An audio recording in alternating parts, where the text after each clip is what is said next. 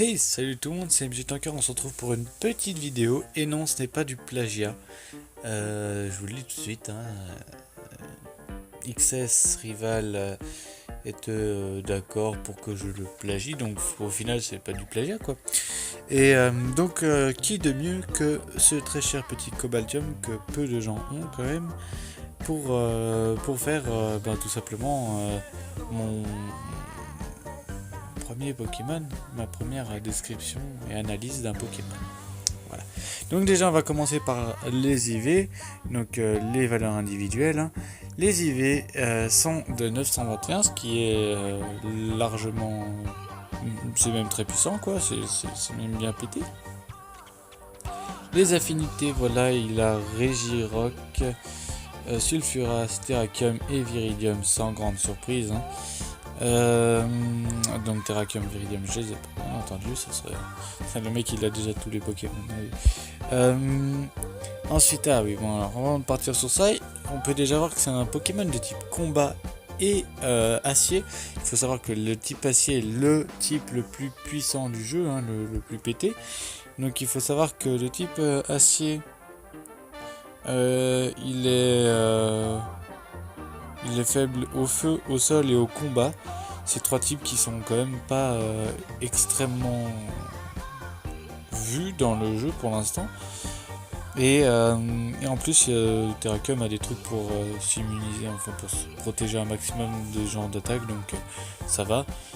Et bien entendu, type combat, c'est aussi un type qui est très puissant, qui est juste un peu faible au psy, à la fée, qui a une résistance spectre, à l'acier a une résistance poison, donc ça fait 2 résistances. Hein.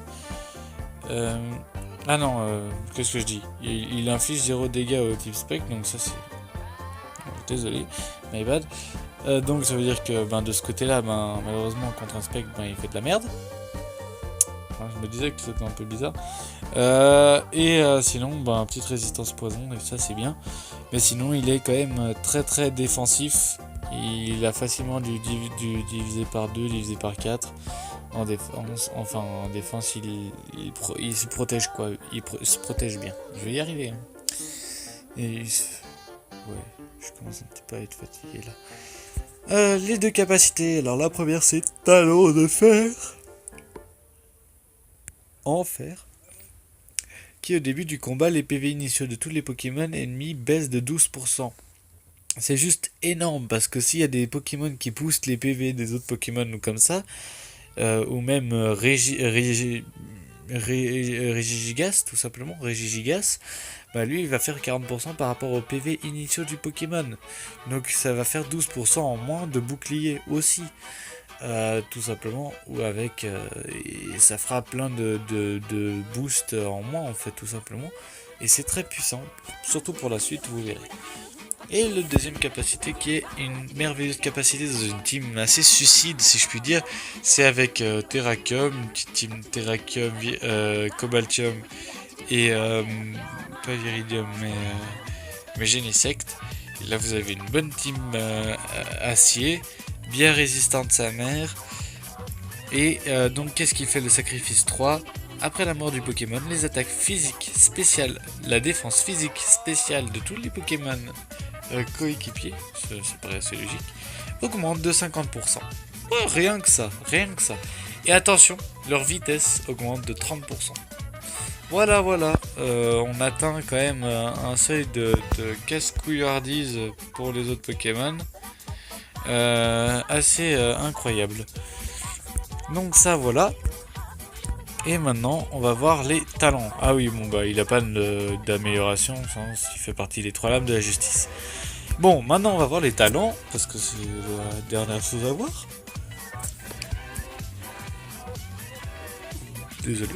Alors le passif cœur noble, tout simplement, si un Pokémon lance une attaque, un talent de type combat, comme par exemple Close Combat,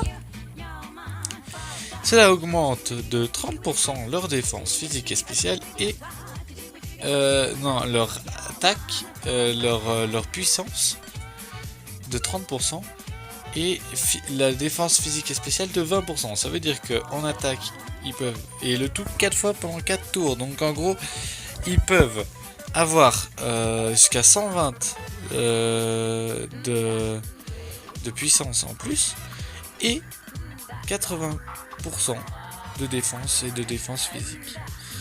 Ensuite, il y a la prévention, tout simplement, ça oblige le Pokémon adverse à l'attaquer lui. Pendant un tour, les dégâts qu'il subit sont divisés par ça réduit les dégâts de 60%, donc sont de 40%.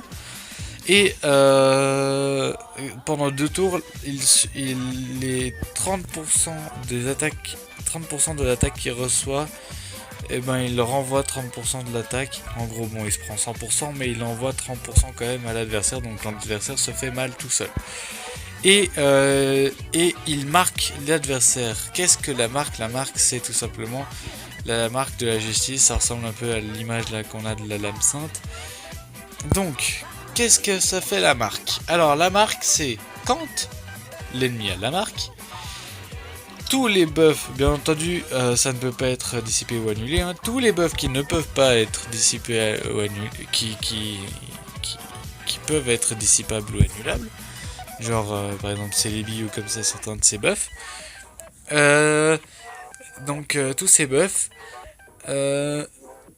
sont enlevés. Et ensuite, ça lui inflige des dégâts. Donc ça inflige pas énormément de dégâts, mais ça enlève tout simplement, par exemple, sous un soleil de Groudon, ben, ça enlève les 50% de défense, les 100% d'attaque de l'adversaire, donc ça peut lui faire chier sur un Pokémon, même bien chier.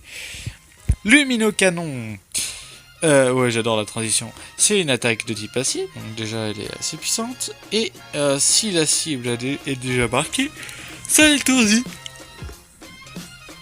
à 100% pendant un tour. Ça paraît bête, mais ça permet de se setup, de pouvoir se protéger de certaines créatures, etc. Et c'est très puissant. Et la lame sainte, ça inflige des dégâts de type physique de type combat. Donc voilà. Et si la personne elle est marquée, ça ignore tout simplement sa défense, spéciale et physique. Donc en gros, il tabasse à 125 sur les points de vie. Et c'est là que c'est intéressant d'avoir le talent de fer 3. Tout simplement pour cette attaque. Et pour d'autres attaques, d'autres Pokémon. Tout simplement. C'est une attaque ultra cheatée. Je vous montrerai peut-être un jour. Ah, d'ailleurs, en bulk, en PV, il est pas super. Bon, tu me diras, le but c'est qu'il meure quand même, hein, au final, avant d'autres Pokémon. Donc, s'il meurt après, ça n'a aucun intérêt. Et l'attaque spéciale, l'attaque physique, il est moyen. Et c'est surtout là où il est très très bon, c'est la défense physique. Mais il a quand même une vitesse assez correcte. Hein. Il n'a pas la vitesse de taré, mais il a une vitesse correcte. Quand même à 151, c'est une vitesse correcte. Là, Motoko, il est à 174. Arceus est à 168, donc Arceus est bien plus bas. Hein. Et si on prend un autre Pokémon rapide, par exemple, si ça n'aille pas, voilà, Deoxys. Deoxys en vitesse, il est à 127, donc il est pas si rapide que ça. Mais bon, voilà. J'espère que la vidéo vous aura plu. N'hésitez pas à lâcher un petit like, à t'abonner. Et tout simplement, vous voyez, il est même pas encore là. À t'abonner. Et à dire tout simplement en com ce que je pourrais améliorer hein, dans mon explication. Voilà. Allez, salut!